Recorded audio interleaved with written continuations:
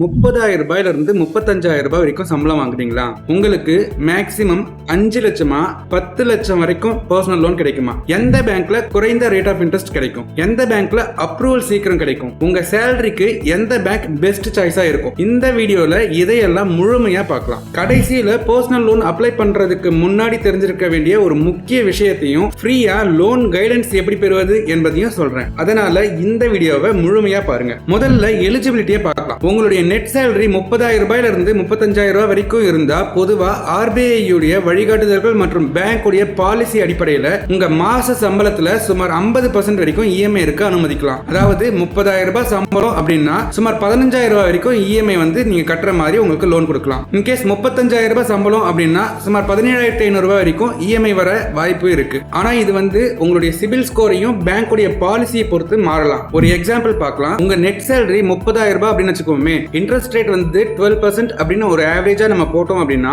லோனுடைய tenure 48 மாசம் அப்படின்னு நம்ம போட்டோம் அப்படின்னா உங்களுடைய இஎம்ஐ மாசம் நீங்க கட்ட வேண்டிய அமௌண்ட் 14,484 ரூபாய் வரும். அதன்படி உங்களுக்கு சுமார் 5.5 லட்சம் ரூபாய் வரைக்கும் பர்சனல் லோன் எலிஜிபிலிட்டி வரதுக்கு வாய்ப்பு இருக்கு. அதே மாதிரி உங்களுடைய நெட் சேலரி 35,000 ரூபாய் அப்படின்னு நம்ம எடுத்துக்கிட்டோம் அப்படின்னா அதே 12% ஆவரேஜ் போட்டு 48 மாசத்துக்கு எவ்வளவு நம்ம கட்டணும் அப்படின்ற அடிப்படையில் பார்த்தோம் அப்படின்னா சுமார் 6.5 லட்சம் ரூபாய் வரைக்கும் எலிஜிபிலிட்டி கிடைக்கிறதுக்கான வாய்ப்பு இருக்கு. இங்க ஒரு முக்கியமான விஷயம், இந்த மேக்ஸிமம் எலிஜிபிலிட்டி உங்களுக்கு கிடைக்கணும் அப்படின்னா உங்களுக்கு தற்போது வேற எந்த இஎம்ஐயும் போயிட்டு இருக்க கூடாது. ஏற்கனவே ஏதாவது லோன் போயிட்டு இருந்தா அந்த இஎம்ஐ கழிச்ச பிறகுதான் புதிய லோன் அமௌண்ட் கவுண்ட் பண்ணுவாங்க. அதனால அனைவருக்கும் ஒரே லோன் அமௌண்ட் அப்ரூவல் ஆகும் அப்படின்றது நினைக்க கூடாது. இப்போ ஒரு முக்கியமான கேள்வி, எந்த பேங்க்ல நம்ம லோன் அப்ளை பண்ணலாம்? எங்களுடைய அனுபவம் மற்றும் அப்ரூவல் ட்ரெண்ட் அடிப்படையில் ஃபர்ஸ்ட் சாய்ஸா இருக்கிறது பாத்தீங்கன்னா HDFC பேங்க். ஏன்னா இங்க லோயஸ்ட் இன்ட்ரெஸ்ட்ல கிடைக்கிறதுக்கு வாய்ப்பு இருக்கு. அதே மாதிரி பாத்தீங்கன்னா வேகமான ப்ராசஸிங் இருக்கும், நல்ல அப்ரூவல் ரேட் இருக்கும், அது இல்லாம கஸ்டமருடைய சர்வீஸ் கொஞ்சம் நல்லா இருக்கும். ரெண்டாவது சாய்ஸா ஸ்டேட் பேங்க் ஆஃப் இந்தியாவை நீங்க எடுத்துக்கலாம். குறிப்பா உங்களுடைய salary account State Bank of இந்தியாவில் இருந்தது அப்படின்னா